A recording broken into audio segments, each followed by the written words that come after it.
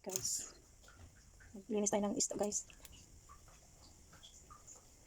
Gawin natin ng sinaing.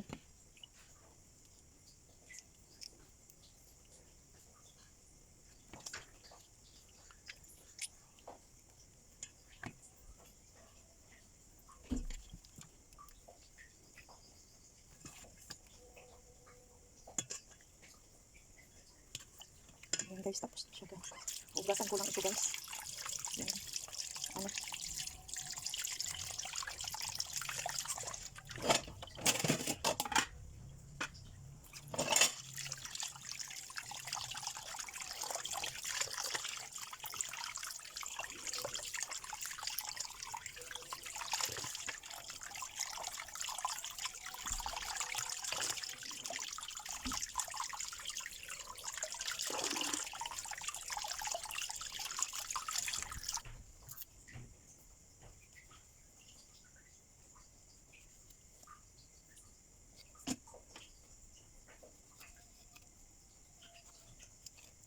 Gawa ko ng inununan guys.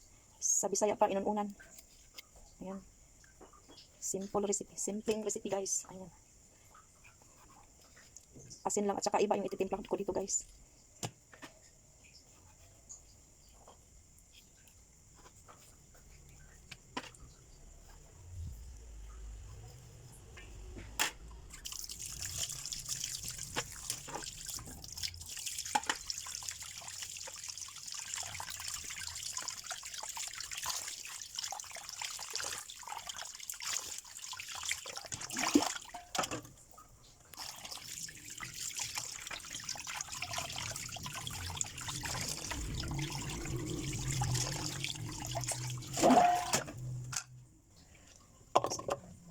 Ayan, inununan sa iba. Inununan sa iba. Bisaya. Bisaya style ni guys. Ang makarelate lang ani ay mga Bisaya. Mga Bisaya nang makarelate ani guys. Yan, maghimukog inununan Bisaya guys. Dagan magpug iba guys. Daghan kayo og saan? Daghan kayo bungang punuan ba? Kaya sayang.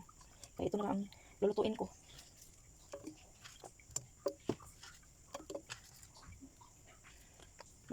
Inununan or ano sabi? Paksiw na tulingan. Inununan sa Bisaya, sinaing na tulingan. Ganun. Ay nako. Ay, dapat may asin sa ilalim. Nakalimutan ko. Lulutuin ko to sa uling guys, or kung ano ba, may uling pa ba ako. Lulutuin ko ng 1 oras para maglambot talaga yung buto niya. Ayan. Lagyan ko siya ng tubig guys. Para pakuluin ng 1 oras. Ayan guys, sinalang ko na pala siya sa gasol.